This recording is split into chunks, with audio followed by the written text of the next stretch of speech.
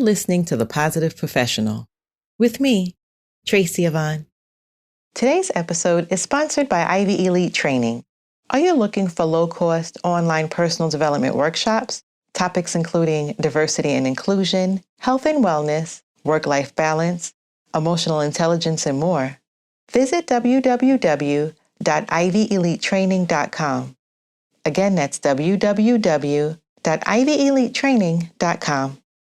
Welcome and thanks for tuning in to another episode. Last month, I interviewed Dr. LaShawn Paul, the owner of the Social Work Diva, about social media and social work practice. Well, for today's interview, the topic's going to be again about social media, but the focus is going to be about the Clubhouse app. On February 5th, the GRIO published an article by Dr. Flint titled Black Psychologist Warns About the Mental Health Dangers of Clubhouse.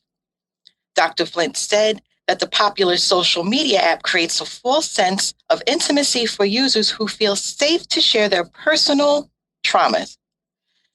Now, Dr. Flint and I met through Clubhouse, and we are actually part of a coalition, as we call it, of other licensed mental health clinicians who have the same concerns about Clubhouse. I am thankful that Dr. Flint has allowed me to interview her to discuss why she wrote the article, and again, to educate the community about some of the dangers of the Clubhouse app. So let's get into the interview. So welcome, Dr. Flint. And again, thank you. I want to give our audience an opportunity to get to know you. So please introduce yourself, where you were educated, and what type of work did you do? Okay, let me start with education. I have a PsyD from Georgia School of Professional Psychology. I also have a private practice. I'm a clinical psychologist licensed in the state of Louisiana. And I have a private practice here called 21 Senses NOLA, or 21 Senses Healing. I've been here now since 2017 in New Orleans, and I have had the practice for over 2 years now.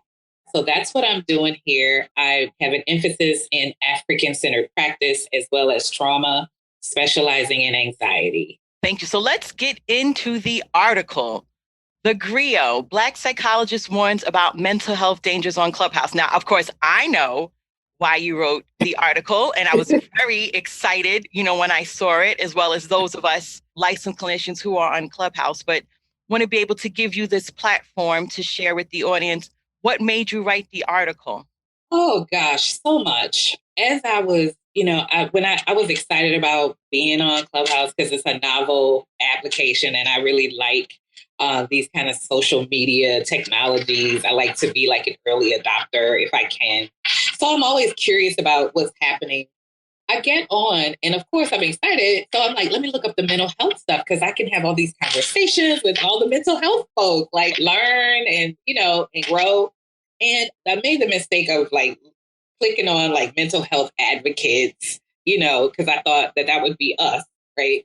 And it was almost like, I think it was like one of the first rooms I ended up in. They were having a meeting about, it was mental health something. And it looked like it was going to be like very educational. But then as I started clicking on people's bios, I realized that none of the people were actual professionals. So I was like, okay, well, maybe I'll have something to contribute, if anything. And then like 20 minutes into it, someone gets on and starts telling this really horrific story of their own trauma, and they're audibly distressed because they have that tearful voice, they're trembling, and people are on there literally giving them like advice, like trying to do interventions, and I'm like, oh no. And so I jump in and say, well, here are some numbers that you can call, trying to give some type of outside resources because the person seemed to be really in distress.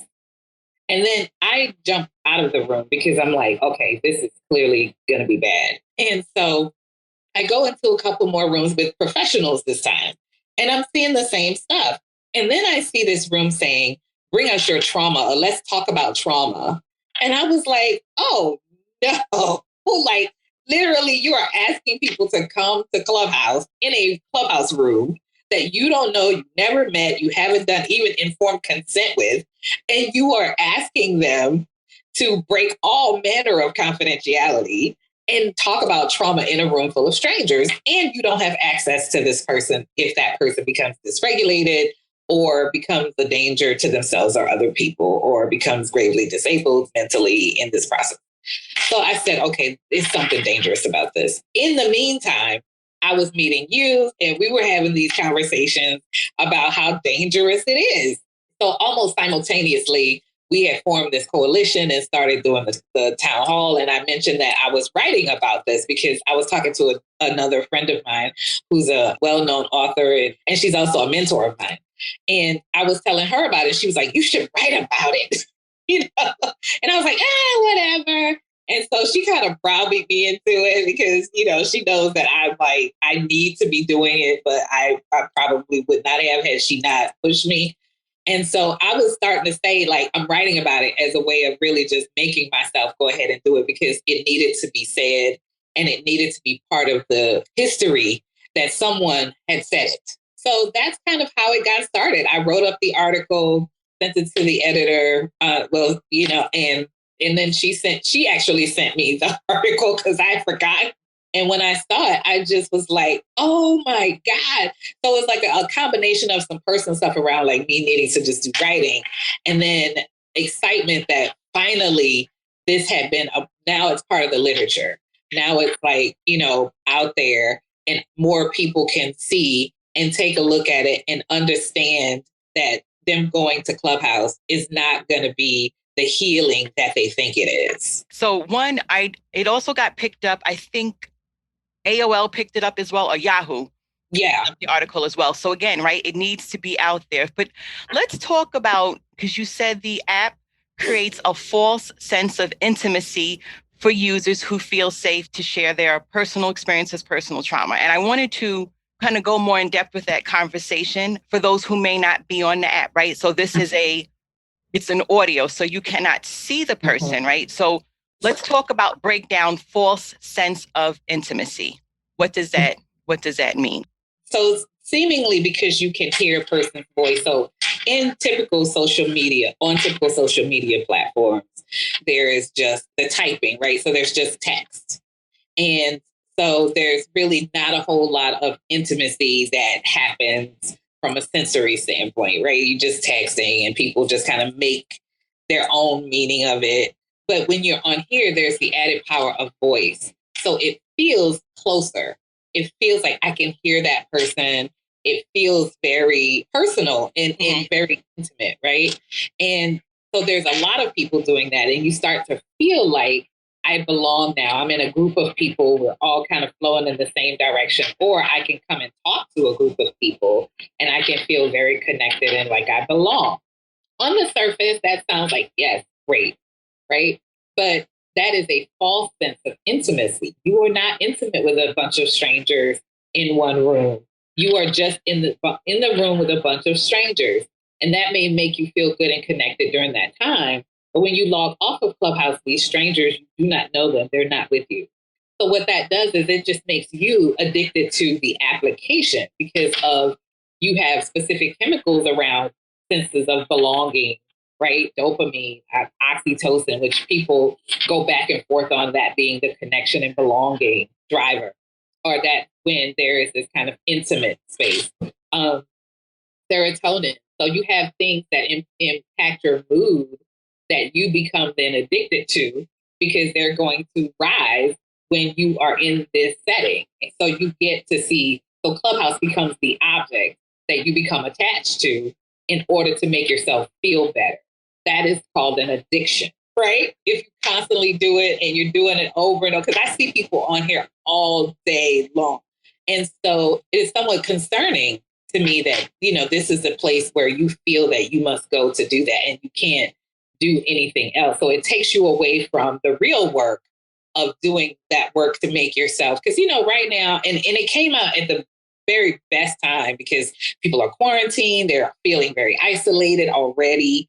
So I think the app really, whether it was deliberate or not, took a good advantage of what was happening in the world at this time, what is happening. Also, I think that creates a lot of vulnerable people who are vulnerable to these types of attachments, right, to this application. but it is not healing. It is an attachment, and it is an unhealthy attachment in many ways. Thank you for explaining that. So could I say it's because of this, the audio of it is what makes it so popular and different? Although, you can go live on Instagram, you can go live on Facebook. Yeah. They have these live events. But those aren't inherent into the application. Like, you can set that up. But Clubhouse is like, that is what it is. It is inherent to the application. And so, like, not everybody's going to know how to set that up. Like, I know a lot of people who still don't know how to set up IG Live, and it's really simple, but it's something, it's like a no brainer. Like, you just jump on. And then on IG Live, it's not that, they don't have like rooms, right, where you can, so Clubhouse kind of puts it all out there. It gives you a menu, you can select, you can follow the same folks, you can do all these things that they just have a lot more detail in the app was created for that. So it's going to be very different than an IG Live or, and then you don't have to set that up, right? You don't have to set it up for yourself. You don't have to do any of that. You can just jump in, right? Whereas on Instagram, you wouldn't even know who to follow to get in their IG Live, right? On Clubhouse, you have a whole hallway of things you can select from. So it's really titillating and wonderful in many ways. But my thing is, on this mental health standpoint, the added idea of voice and the ability to be able to easily access those voices and those rooms just give it that extra added benefits in many ways, but it can be harmful in other ways. Would you say more like it gives it more of a human connection for some as to why they're on it?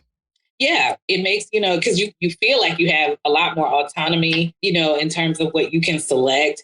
Now they're breaking it down. You can actually choose topics that you want to go into. And it's set up for that for a reason, right? Like, because I've used it to go into topics that I love. And that has served me. But also, if I'm thinking about it from someone's point of view, if I'm like really lonely and I really want to just talk to people about my mental health situation, there's a lot of people on Clubhouse who are honestly just straight up hustlers. and they will hustle you using something that they know that you're very vulnerable around, which is your mental state. So we're going to do, and I want to get into that because, there are benefits, right, of Clubhouse, but there are a side where you have those who are professionals licensed and non-professionals who are taking advantage of people. So we're going to take a quick break. And after that, we're going to go into that some more.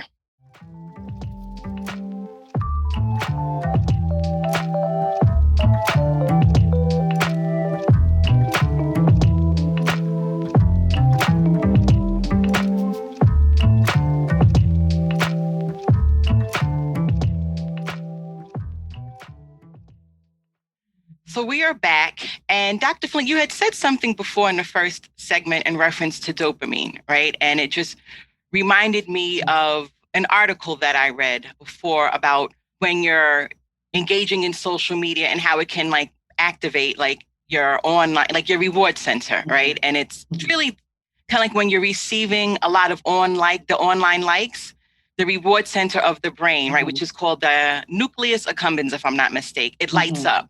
Right. And a lot of times with excessive use of this type of interaction, it trains the brain, right, to release rewarding chemicals such as dopamine, which is what you talked about.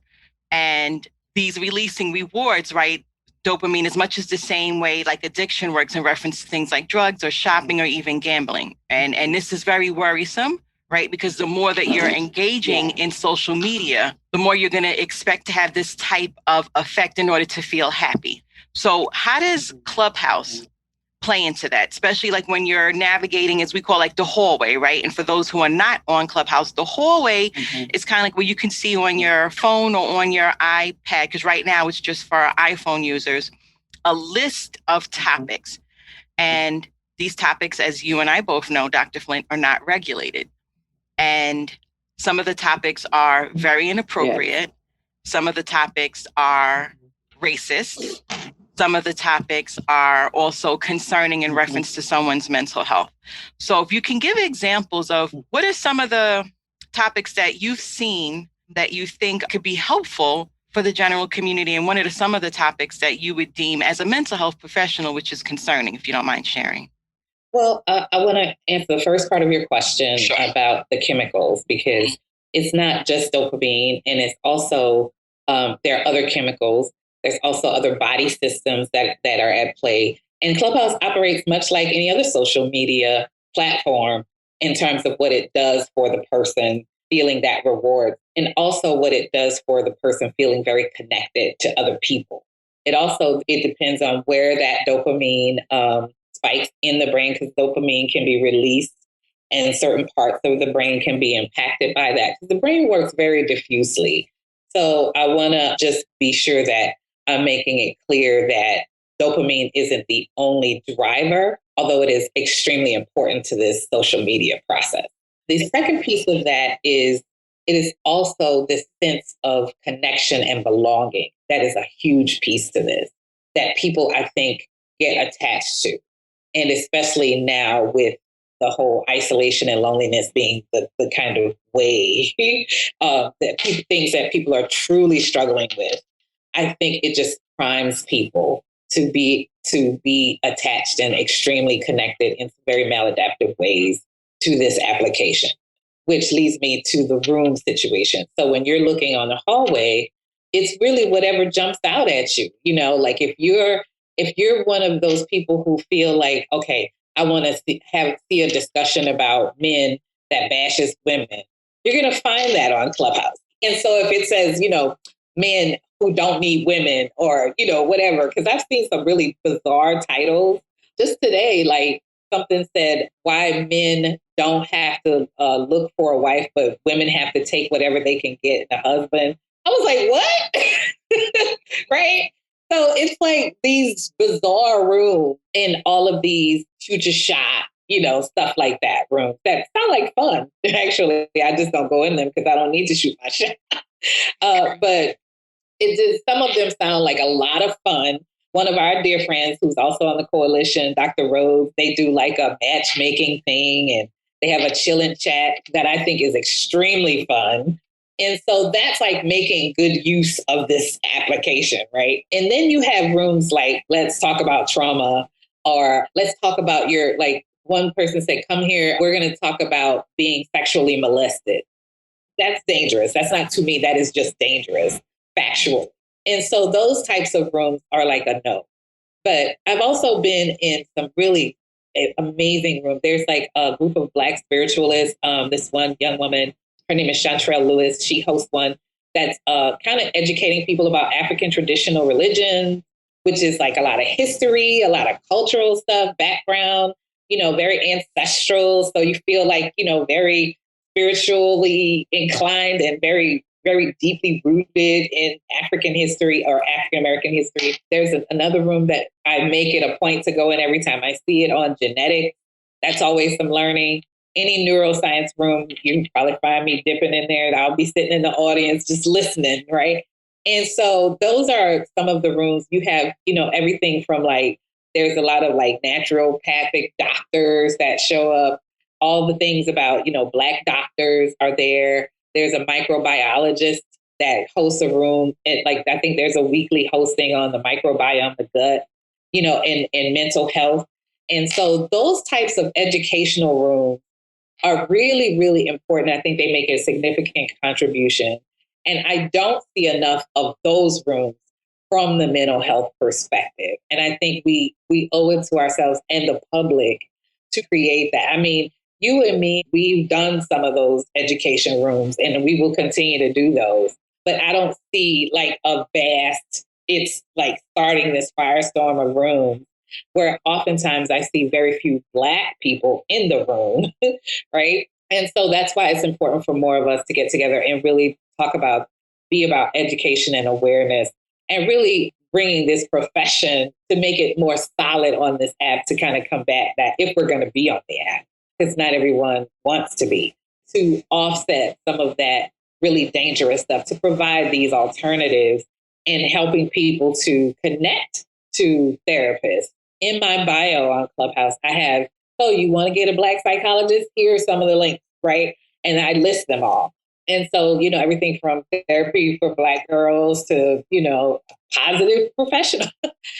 So I think that we can then start to help people to access, because a lot of therapists now are doing sliding scale and pro bono work to help people access these things and also help them to understand why this is a particular danger to their own body and their minds, their spirit. Right. Like I said, it has good aspects of it, right? Where you can get education, awareness. Again, we all met on Clubhouse just because we happened to be in these rooms. We were like, wait a minute. And then we happened to be in one room and we were all in there while they were discussing these concerns that we were seeing. But it's important for the general community to know that there are people who are literally scamming people and taking advantage and preying on people. And I'm hoping that more people will continue to speak up to the founders of this app. Again, this is the second interview that I've done for this season. And Dr. Paul, who I interviewed last month, she is no longer on Clubhouse for that reason, because it was too much for her. But I wanted her to talk about, because we're both clinical social workers, just about just the dangers of us who are licensed professionals and how we are holding space in some of these rooms. One of the misconceptions that was going around, especially when I first joined it, was, well, if you're going to have these types of conversations, you should have a mental health professional in a room. And I was like, no, let's pump your brakes. That's not our role, is to sit in a room or to sit in panels when people are opening and sharing their traumas, because that could be a licensure problem for all of us. I was in a room where people were doing intervention in the room. Like they were talking about literally doing therapy on Clubhouse. Like, how do we do this on Clubhouse? Like, come and get this advice from us. And I just think that that's just totally misguided. It misleads people. And this happens, and I want to say, because I do need to be fair about this, is happening on other social media applications. Correct. That is correct. Clubhouse isn't just the one, but it does have that extra added piece around it being a vocal, and it has a lot of spaces where people can connect to that. There are many people on here who are offering those things. And I think that makes it a very dangerous space, especially since you have people who are saying they're life coaches and things like that without having specific training in psychology. And that could get people into a lot of trouble and be harmful for people. And my biggest piece is do no harm. And sometimes that does, for me, it's like if I start to hear anything, I'm out. I'm just like, and even when I do a room, I will say, that's not what this is about, or this is for education and awareness. I think our coalition, we've already done work around trying to reach out to some of these people who are associated with Clubhouse, talking about these issues. So we've done that work, and I think we'll continue to do that work. And I think about that too, is like, where will this go? And I think because we have done that work, I am now seeing people who have been following us now saying something very different on Clubhouse. I'm really starting to see some people trying to change that. Like they're literally using our words in their room names. So Dr. Flynn, what are some of the things that you think that we can continue to do to combat this? Like you wrote the article. I hope others continue to write articles as well.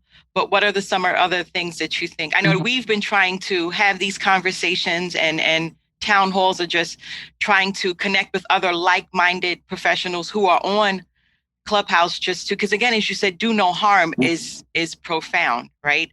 But what are some other things that you think that can be done to kind of bring more awareness to this? I think more of what we're doing. I don't think that, there's a variety of things. I think there's a few really strong things you can do over and over, such as create a coalition, such as continue to voice that to the creators, developers, and anyone who's associated with Clubhouse. Continue to put literature out about it. Continue to educate people about, because oftentimes, like what I've been hearing literally has been people who don't know what therapy is about, or who may have been harmed in a therapy process, or may have even not been necessarily harmed, but have really had bad therapy or didn't connect with a therapist.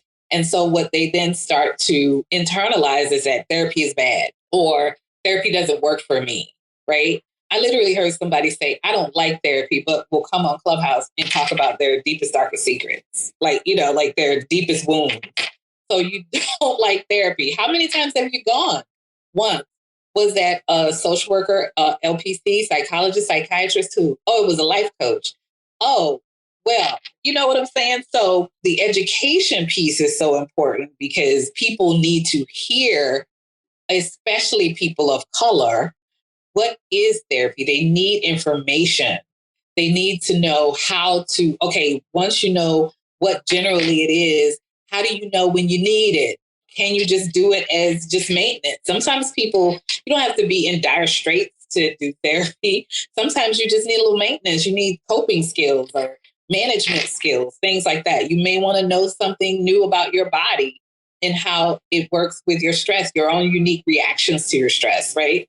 So there's a plethora of things you can learn about you in your journey to self-discovery through therapy.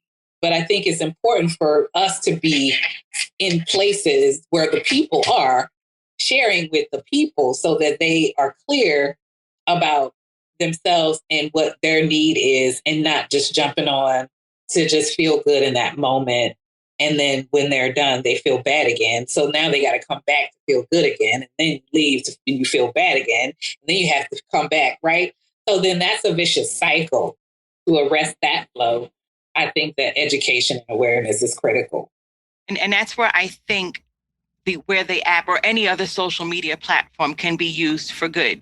But as we know, there are people who take advantage. There are times where I wonder, if you're on it 20, and again, there's people on in different time zones, right? Who are on it 24 hours and sometimes are holding space in rooms that are 3 and 4 and 5 hours, which is a lot. I think it's a lot on the brain. It's a lot that you're processing. Sometimes people, if you want to come to the stage just to say and share, you're waiting 3.5 hours to even share what you want to say. So you're trying to hold on to like your own thought process of what you want to be able to share, but then you're also listening for hours and it's just not healthy. But that's just the way that, it is intentionally set up to get people wanting to come back for more. So I always say just to be intentional with your time when you're on it and be intentional if you're going to be hosting, be intentional with the language, which is what we have, started to talk about. And there has been changes in reference to some of the topics of rooms from our first town hall that we've talked about because it was very concerning. And I was a little surprised, I guess, me being naive, that it was our peers that were doing this. And I was like, oh, wow. Okay. Because I wasn't seeing this on Facebook or Instagram, but I know it does happen. But I am starting now to see that, that there's lives and as long as you're doing it for information, because it's important to share information and to educate the general community. But if you're drawing people in so they can share, that's unethical and that's problematic. So I hope that you're going to be writing more articles about this. And I hope others who are listening, I know there was an article, I did see an article the other day from Black medical doctors that wrote an article, I think it was in Bloomberg, about trying to dispel myths about the coronavirus vaccine. And then there were other doctors, because there was an incident that happened with another Black female doctor that was bullied in the room by other people. I'm not mentioning names because I have no money to be sued, but it was an unfortunate incident to where she became mentally unwell, if I'm not mistaken. And I remember reading the Twitter feed and it broke my heart to read what happened to her. But I was very happy to see other doctors, like the public health doctors, rally behind her. But these are the things that are happening, right? And this is a medical doctor, MD, public health doctor who's risking their lives, right? Combating coronavirus. And it was just, I guess, a difference of opinion. I was not in that room. So ties in to what we're talking about. Yeah. That's part of the dangers, because part of what I had heard about that same incident is a mental health problem. And this is what happens when people are just wilding out in a room. Like, this lady is clearly working on the front line, so she knows. And it's like when you come into a room, they don't really have to hold a space. They don't have to hold a professional space. And they often don't if there's no real rule. Like people have the rooms have rules, but it's up to the moderators to enforce them, right? And so things like that can get really out of hand in these rooms. And I felt for this woman too, it was heartbreaking, to see someone who is a professional, who is licensed, who works on the front lines, to be treated in such a way because she just wants to, in her mind, to save lives, and how that can go. And I've been in rooms where people have literally challenged me, but with all kinds, like I was in a room and I just happened to mention that Clubhouse was potentially dangerous. And I will say, I'm saying Clubhouse, but I mean being on there, because it's the people on Clubhouse that makes that uniquely dangerous. With the developers and people associated with them, is that I feel like, and maybe they just have not figured it out yet. I'm going to give them the benefit of the doubt. Rules around things that could potentially be life threatening, like having someone come in and talk about suicide without holding a space for those people. And that one town hall we were in where the person actually admitted that this was happening, right, with someone, and they had like peer support or whatever, which may work for those people. But we know that we have distinct traumas in our community, Black and Brown community, that don't look like other community. And so who, if not us, to help to protect our people when they're at their most vulnerable? And that is one of the primary reasons why I did this article. And shout out to the Griot for taking it and publishing it. I can't say enough about that publication. I've been following it for a long time. So I was very honored to be a contributor and be a contributor with a story that I feel very passionate about. Well, again, I thank you. I shared it on all of my social media platforms. When you posted in our group, I was like, yay, and maybe it'll inspire me to do some writing, which who knows. But I think the more of us that speak up, because there are a lot of these conversations that are still happening. There's a lot of bullying that's happening. You have a lot of people who are moderating rooms intentionally to do gaslighting. And again, you can always just more self-awareness, be intentional about when you're going into the room, right? So of course we can control that by whether or not we're going and using the app, but it's still just to understand, think of your protective factors, right? How you're doing your self-care. Maybe you don't have to go on the app and have those conversations. Try to connect with a friend or a family member or someone who you feel is trusted. The other day, actually was yesterday, I happened to just be scrolling on Instagram and I happened to see a woman who was doing a Facebook Live while holding their phone while they were in a Clubhouse room. And I say this to say in reference to confidentiality, right? So you're talking in a room and you're sharing. That person, one could have other people in a room who could technically hear what you're saying, or they could be going live on another platform. Mm-hmm. And it's amplifying to another audience. So you hear the audio of the Clubhouse room going on and they're having an IG Live. And again, I don't know if there was a disclaimer or something that was said at the beginning of the room. I just happened to see it. So I was like, that's very interesting. So I know that they have once a week meetings, the developers, to talk about it. I have yet to hear any conversation about the concerns that I have raised to them be addressed in a town hall. I have missed a couple because I try not to now go on it. Maybe they have, but I want to be able to use my platform to have these conversations. I want to use my platform once a month to highlight who I call positive professionals. I'm very happy to have met all of you because we all have the same concern and share the same thought process in reference to ethics as professionals. So before I end this great interview, which I'm so thankful for, I'm going to ask you, Dr. Flint, what makes you a positive professional? Thank you for asking. Well, I thought about this. If I say positive, then there must be a negative. So, and I kind of try not to use like dichotomous words or these kind of polarizing words, but I love the positive professional so much. I like the way it makes me feel when I say it. that alliteration, something about it. Like, but I think what I would say makes me a positive professional is my constant journey of my own healing and desire, an active desire to be in attunement with other people, and my relentless advocacy for Black and Brown people wherever I am. Thank you very much for that. And I always, again, this is part of when I do my once a month interview, to ask people what are positive professionals. It's my brand that I really want to grow and just to spread, positivity. Beautiful. I love it. In the community. So thank you again for this interview. And of course, I'll be seeing you around some of our good rooms on Clubhouse. Yes, thank you always for your support, Tracy. I really appreciate it. And positive professional, thank you so much for having me. I am really honored that you chose me to talk about this. You're most welcome. Thanks for joining me today. I look forward to you tuning in to another episode. Make sure that you've subscribed to this podcast and don't forget to click the like button. You can also follow me on Twitter and Instagram. Stay safe and be well.